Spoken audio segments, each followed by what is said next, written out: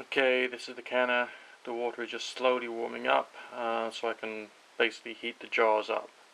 Okay, it's the first time I'm ever doing it, so I'm bound to make a big, terrible mistake, but never mind.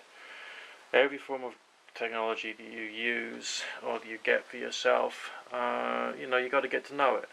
You got to really build up a relationship with it.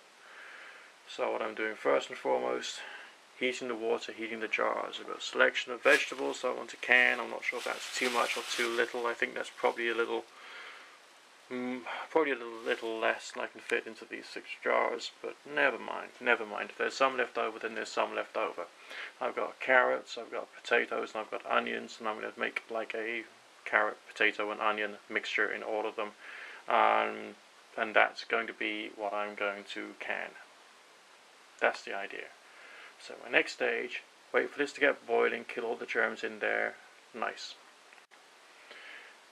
Chop that lot up and make a gravy using my gluten-free gravy powder to act as the stock. Then we'll put the vegetables into the canning jars. I will have, at that time, taken the removable bit of the lids. I've had those soaking in hot water to soften up the rubber. Then the lids get put on, finger tight onto the jars, using special tools to make sure I don't burn my fingers, and I can pick the jars up, and I can, lids on jars, jars in canner, lid on canner. Then we do all the fun, scary pressure-y bit thing and see basically what's going to happen in that respect. Heaven alone knows how long this full procedure is going to take. It certainly is going to take a bit longer than making a regular ordinary cup of soup, but on the other hand, if you think about it, that'll be 1, 2, 3, 4, 5, 6, potentially 6 cans of vegetable soup, which I can get out of my cupboard at any time during the next week or 2 years.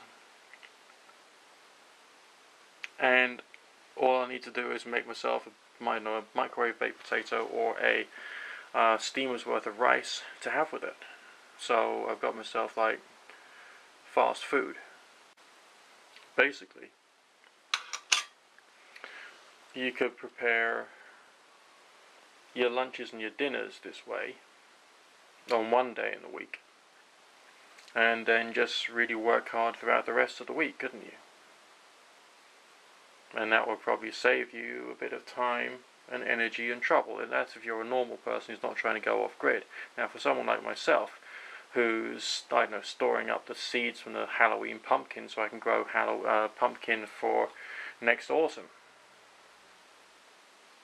and that's a different kettle of fish, because I'm going to take the pumpkin and I'm going to add that to a canning recipe, okay, and then store it for when I need it. Anything I grow during the summer,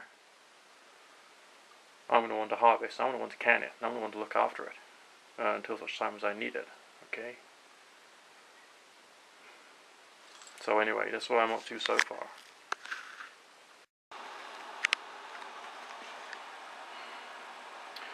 Okay, I was wrong, it could take 8 after all. Wish me luck, I'm going in.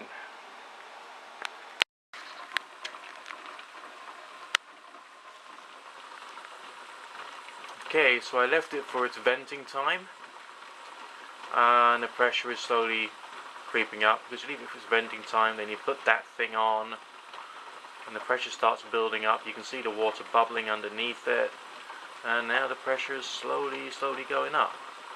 Now you can hear this bad boy is bubbling, pretty angry sounding.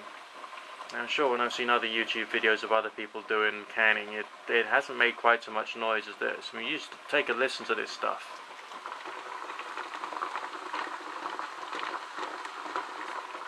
Don't know whether you could hear that, but to me, it actually sounds quite angry. It's getting less angry with the moments it's been boiling, but it's making noise. Pressure's still going up. So as we got potatoes and carrots and onion in the cans, with a gravy made from my gluten-free gravy making stuff, I think that this should be cooked for the quantity of time that it will take to cook potatoes, and so therefore I'm giving it 35 minutes once it's reached pressure of 11 pounds, and let's hope I can carry on regulating it on this appalling electric range I've got. Let's hope for the best. This is all very experimental because it's the first time I'm doing it, but you know, you got to learn these things because essentially one of these days you're going to go off grid. And if you're going to go off grid, you've got to learn how this stuff is done. If you make mistakes, you learn from them so you don't make the same mistake this time next year, and so on and so forth ad infinitum until such time as, I don't know, you know, Satan roller skates to work. It's getting there. It's rather groovy. It's got that little button on the pressure canner because that tells you it's got pressure in it. When it's down, there's no pressure. When it's up, there's pressure. So when you finish processing, you've turned off your power, you've shifted the canner off the stove. You can't lift the lid until that little button has gone down. Once that thing's down, then you're okay. Quite a nifty little safety feature. And apparently you remove that if you want to try and use the thing for water bath boiling type canning. Yeah, you can see pressure's still going up. I love that. Read instructions before opening. I don't know whether that's talking about the pressure gauge or whether that's talking about the pressure canner. Now, opening this thing without working out how to use it, that'll be pretty bad.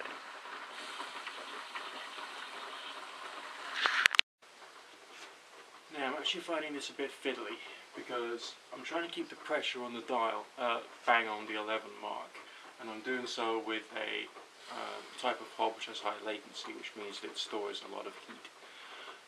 So I have to carry on moving the canner about back onto the heat, back off it, just very slightly on it, and adjusting the actual heat setting as well. So it's actually quite a frustrating procedure to go through, but I'm hoping that the result's going to be okay. My only cause for concern when doing this is that I may have overfilled the cans. I'm not too sure whether I have or I haven't. There's only one way to find out, and that's to finish the process and see what they look like afterwards. If I have overfilled the cans, then they may have bubbled over into the canning water itself. That would be a bad thing. So we'll just have to see. This is still my first attempt. I'm doing this so I can learn from it, so I can do it on a regular basis, and then start to build up stores of food which I will need for a longer term period. Remember, when I'm going completely off grid, which is my personal goal and has been since I was a child, or at least something very similar to that. I was dreaming more of self-sufficiency in those days, but on the other hand it's more or less the same sort of thing. If you are growing fruit and vegetables, you will need to find ways of storing them. Dehydration is one method. I've shown you the dehydrator and I've become more proficient with that, which is great. Rehydration of food using the Haybox method and the slow cooker, I've shown you that as well. That's actually worked really rather well for me so far, so brilliant. And also some forms of dehydrated food you can actually snack on straight away, so there's plenty of ways of having nutritious food during the colder months of the year. But this is the next thing I really have to learn, so this is quite exciting, but it's also a steep learning curve for me. Now I'm finding it a little frustrating because it's done its process time, it's been cooling down for a little over half an hour. The pressure on the dial has gone down to 0, but that little thing there has not yet gone down, which means that the pressure is not yet low enough for me to be able to open her up. So this is frustrating. Now, the only bad news about this one particular canning attempt is that I can smell the cooked food. Now, I don't know whether that means that the cooked food has leaked out of the jars, or whether that is just the natural smell of the steam from the inside of the jars creeping out, and you're meant to smell some cooked food during the process of canning. This is something that I'm not quite sure about. I could have muffed it up entirely because of having filled up the jars too much. Whoops, there we go. As I'm speaking, it is gone. So now I can have a quick look inside and we'll see whether we're getting somewhere.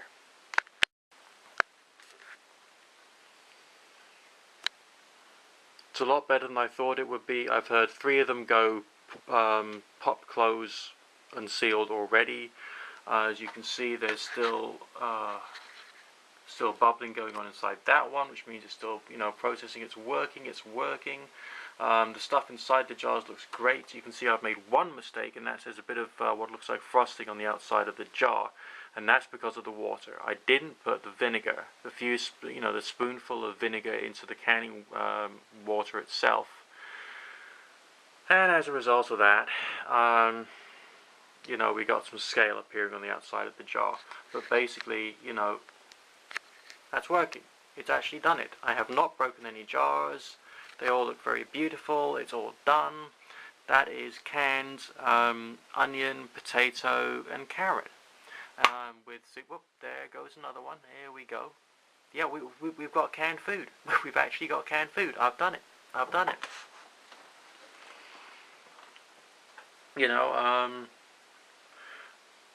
I'm excited by this. Oh, there goes another one. Yep, they're all sealing. They're actually sealing. It's working.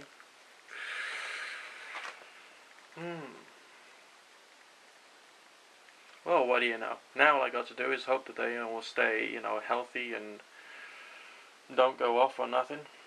Then I should be able to keep this stuff in storage for, indefinitely.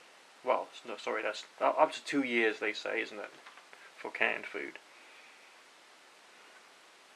I'm excited. I'm actually excited by this. It's too cool.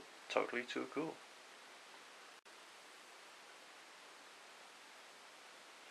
Okay, just to very quickly follow on. These ones are okay, but these two didn't snap down. The lids did not snap down of their own accord. So there's something went wrong with these two. I'm just telling you this because I want this to be like an honest video, basically. But the rest of them, 1, 2, 3, 4, 5, 6, them I can put somewhere safe, and I can leave them till such time as I need extra food. Now, one thing that's interesting is these two, which didn't quite work out, they're not bubbling. They're not bubbling right now. But this one's still bubbling even though its lid's clicked down. This one's got some action in it, but you might not be able to see it, it's much less. This one's still going quite fiercely. This one's still going quite fiercely as well. Still some bubbling in this one too. This one, not so much. But, there's the fact of the matter is the process carries on for such a long time afterwards. It's amazing. So I'll wait till bedtime and I'll put these two in the fridge and I'll have them for tomorrow for lunch and dinner. So it's a 6 out of 8. 6/8 success today, of which I'm well proud because it's my first ever attempt at canning. So totally cool.